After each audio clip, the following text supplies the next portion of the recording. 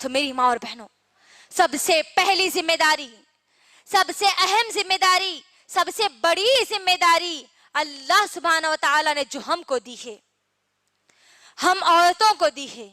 عورت چاہے کسی بھی رشتے میں ہو، چاہے ماں کے رشتے میں ہو، چاہے بہن کے رشتے میں ہو، چاہے بیٹی کے رشتے میں ہو، چاہے بہو کے رشتے میں ہو، چاہے ننند یا دیورانی کے رشتے میں ہو، چاہے وہ خود ساس کے رشتے میں کیوں نہ ہو، ہر عورت کے لیے چاہے وہ کسی بھی رشتے سے تعلق رکھتی ہو، اس کے لیے سب سے پہلی ذمہ داری، سب سے اہم ذمہ داری، سب سے بڑی ذمہ داری اس کے لیے یہ ہے کہ وہ اپنے لیے دین علم کو حاصل کریں.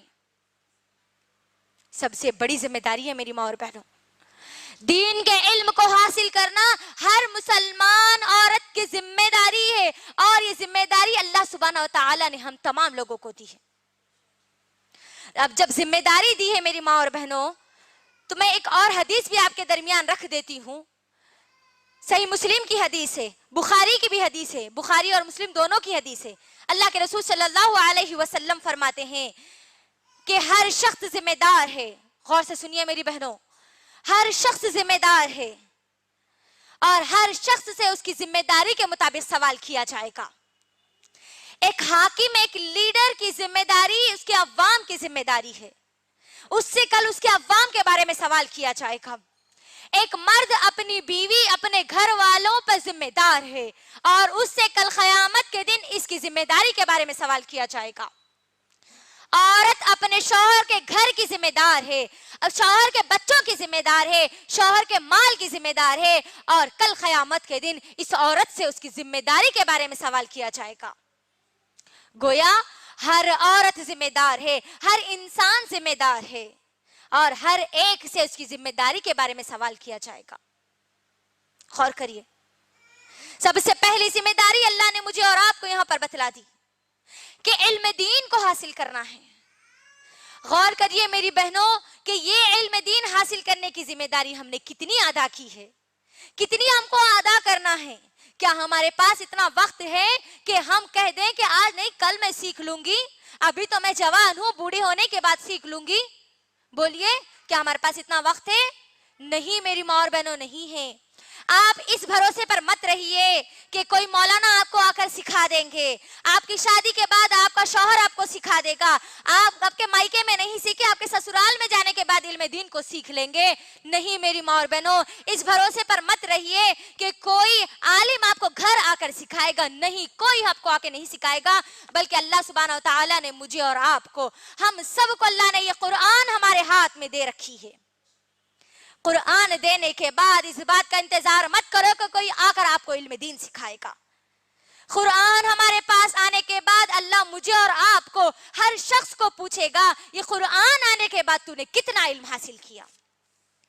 کیونکہ میری بہنوں، غور کرنے والی بات یہ ہے کہ اللہ سبحانہ و تعالیٰ نے اس قرآن کا جو سب سے پہلا فیصلہ جو اللہ نے نازل کیا، سب سے پہلا حکم جو اللہ نے نازل کیا، سب سے پہلی وحی جو اللہ نے نازل کی، سب سے پہلا پیغام جو اللہ نے نازل کیا، وہ پیغام، وہ وحی، وہ فیصلہ علم کی بنیاد پر ہے، علم کے لیے کہا گیا ہے. سورہ علق کی ابتدائی 5 آیتیں میری ماں اور بہنوں سب سے پہلے نازل کی گئی، اور ان آیات میں کیا بتایا گیا؟ اعوذ باللہ من الشیطان الرجیم، بسم اللہ الرحمن الرحیم، اقرأ بسم ربک الذی خلق، خلق الانسان من علق، اقرأ وربک الاکرم الذی علم بالقلم. اللہ نے یہ آیتیں سب سے پہلے نازل کی ہے. غور کریے میری بہنوں، سب سے پہلا حکم مجھے اور آپ کو، ہر انسان کو، ہر مسلمان کو اللہ سبحانہ وتعالیٰ نے علم سیکھنے کی دی ہے. یہ ذمہ داری آج ہم کتنی ادا کر رہے ہیں؟ سوال کریے اپنے آپ سے سوال کریے کہ آج میں علم حاصل کرنے کے لیے کیا کر رہی ہوں، جبکہ اللہ نے پہلا حکم یہی نازل کیا. میری بہنوں غور کریے. اس کے ساتھ ساتھ سنیے ابن ماجہ کی حدیث. اللہ کے رسول صلی اللہ علیہ وسلم فرماتے ہیں، ابن ماجہ جلد نمبر 1 حدیث نمبر 224، اللہ کے رسول صلی اللہ علیہ وسلم فرماتے ہیں، ہر مسلمان کے لیے چاہے وہ مرد ہو یا عورت، علم کا سیکھنا ضروری فرض ہے. علم کا حاصل کرنا ہر مرد اور عورت پر فرض ہے. غور کریے میری بہنوں، جس طریقے سے نمازوں کی پابندی کرنا ہمارے لیے فرض ہے، جس طریقے سے رمضان کے روزے رکھنا ہمارے لیے فرض ہے، جس طریقے سے اللہ نے ہم کو استطاعت دی ہے، زکوٰۃ ہم کو اگر ہمارے مال میں نکلتی ہے تو زکوٰۃ دینا جس طریقے سے فرض ہے، جس طریقے سے حج کرنا فرض ہے، اسی طریقے سے میرے اور آپ کے لیے، ہر مسلمان عورت کے لیے، ہر مسلمان مرد کے لیے علم دین کو حاصل کرنا، اس قرآن کے علم کو حاصل کرنا فرض ہے۔ یاد رکھیے میری بہنوں، یاد رکھیے، اس کے اندر ایک اور بات سمجھنے اور غور کرنے کی ہے۔ جو لوگ یہ کہتے ہیں کہ علم سیکھنے کا معاملہ صرف مردوں کے حد تک ہے، اس آیت پر غور کرنے سے ہم کو یہ بات معلوم ہوتی ہے کہ اللہ نے کہا کہ اقرأ، پڑھو، بسم ربک الذی، اپنے رب کے نام سے پڑھو۔ تو اللہ نے اس آیت میں یہ نہیں کہا میری بہنوں کہ اے مردوں تم پڑھو، اے عورتوں تم پڑھو، نہیں، مرد اور عورت ہر ایک کو مخاطب کر کے یہاں پر بیان کیا گیا ہے۔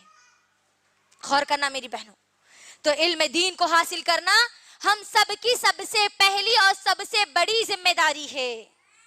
اب میری ماں اور بہنوں، جب ہم لوگ یہ سمجھتی ہیں کہ قرآن کا علم مجھے اور آپ کو حاصل کرنا ہے، سیرت نبوی صلی اللہ علیہ وسلم کا علم مجھے اور آپ کو حاصل کرنا ہے، تو میرا آپ تمام لوگوں سے ایک سوال ہے میری ماں اور بہنوں، اس سوال کا جواب دینے کی کوشش کرنا۔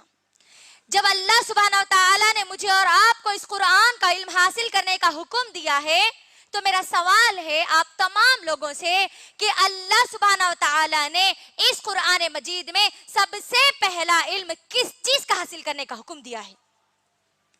کوئی مجھے بتا سکتے ہیں کہ اللہ سبحانہ و تعالیٰ نے قرآن مجید میں سب سے پہلا علم کس چیز کا حاصل کرنے کا حکم دیے ہیں؟ چلیے میں ہی آپ کے درمیان رکھ دیتی ہوں۔ میری ماں اور بہنوں، اللہ نے جہاں کہہ دیا کہ علم حاصل کرنا ہے، ہر مسلمان عورت کی سب سے پہلی اور سب سے بڑی ذمہ داری جب علم حاصل کرنے کی ہے، تو اس کے لیے سب سے اہم بات یہ ہے کہ وہ سب سے پہلے اللہ سبحانہ و تعالیٰ کا علم حاصل کریں، کیونکہ اللہ سبحانہ و تعالیٰ نے قرآن مجید میں سورہ محمد سورہ نمبر 49 آیت نمبر 19 میں اللہ سبحانہ و تعالیٰ نے کہا فَعَلَمْ أَنَّهُ لَا إِلَهَ إِلَّا اللَّهُ۔ اللہ سبحانہ و تعالیٰ کہتے ہیں کہ لوگوں علم حاصل کرو کہ اللہ کے سوا کوئی معبود نہیں ہے۔ ہم کو علم سب سے پہلے کس چیز کا حاصل کرنا ہے؟ کہ اللہ کے سوا کوئی معبود نہیں ہے۔ اس بات پر مجھے اور آپ کو ہر ایک کو ایمان لانا ہے۔ جب ہم یہ علم حاصل کریں گے تو ہمارا ایمان مضبوط ہوگا۔ میری ماں اور بہنوں، ہم کو یہ بات بھی، یہ علم بھی سیکھنے کی ضرورت ہے کہ جب ہم یہ علم حاصل کریں گے کہ اللہ کے سوا کوئی معبود نہیں ہے، تو اس علم کے لیے ہم اپنے ایمان کو کیسے مضبوط کریں، اس کے لیے مجھے اور آپ کو، ہر ایک کو، ہماری صحابہ اور صحابیات کے طریقوں کو دیکھنا ہوگا کہ انہوں نے کیسے مصیبتوں، پریشانیوں میں اپنے قدم کو جمائے رکھا، کیسے وہ اس دین علم کو حاصل کیا کرتی تھی، کیسے اس دین علم کے ذریعے اپنے ایمان کو مضبوط رکھتی تھی۔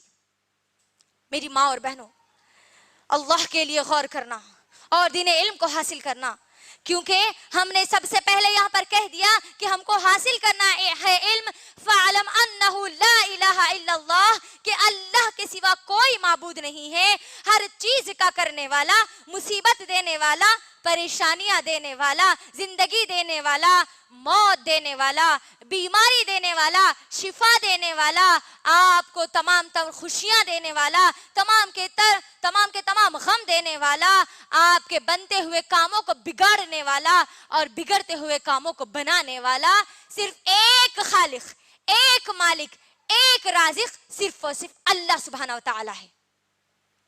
اس بات کو ہمارے ذہنوں میں ہم کو بٹھانے کی ضرورت ہے۔